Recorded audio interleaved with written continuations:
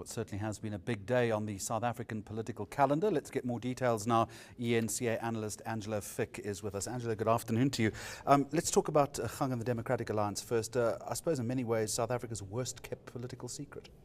Yes, I think many observers have seen it coming. There have been denials on both parts, but actually part of the concern that we should have is that this is no more historic than, or that they're overplaying the historic nature of this particular announcement. Interesting to see. I mean, Mamphela Ramphele saying that it's an astonishing moment in political history. Helen Zille saying it's a game changer. Is it a game changer?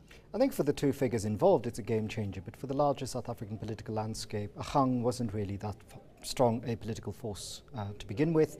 It seems to have petered out over the last couple of months. So we're really looking at basically this works as a change for Helen Zille and for Mamphela Ramphele. So much promise when Gang was launched. What happened, do you think?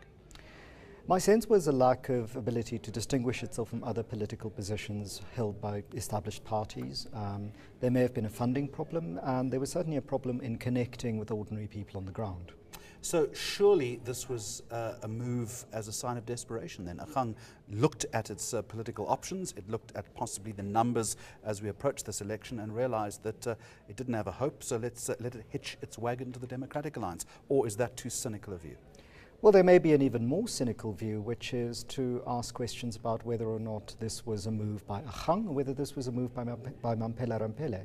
Until yesterday, in fact until this morning, many of the members of Gang had no idea that this was happening. There has been no remark in the press conference from any party about what will happen to Gang. This has been sort of labelled an integration. But none of the bunting in the background mentioned Gang, showed Gang. It was all Democratic Alliance. It was a Democratic Alliance press conference. So some political survival then as far as Mamphela Ramphele is concerned, a little unfair perhaps on those that had hitched their star to the Gang wagon. Yes, and social media does seem to have indicated that many of the supporters of Gang feel either disillusioned, betrayed, or quite frankly baffled. What about the statement that Ramphele made about the Democratic Alliance being a white party that would only garner white votes? She's going to live to regret that, surely. Well, that's one of many statements that she's, I think, already beginning to live to regret. The press conference this morning, several journalists asked questions about her track record of opposing the DA, and it's not just a vocal track record, she's actually written about this at length.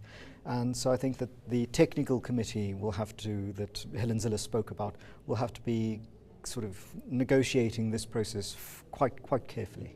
Given that you have two strong leaders now at the helm of this merged or this united entity, is there an expectation of radical policy change here? What does she bring to the table in terms of policy?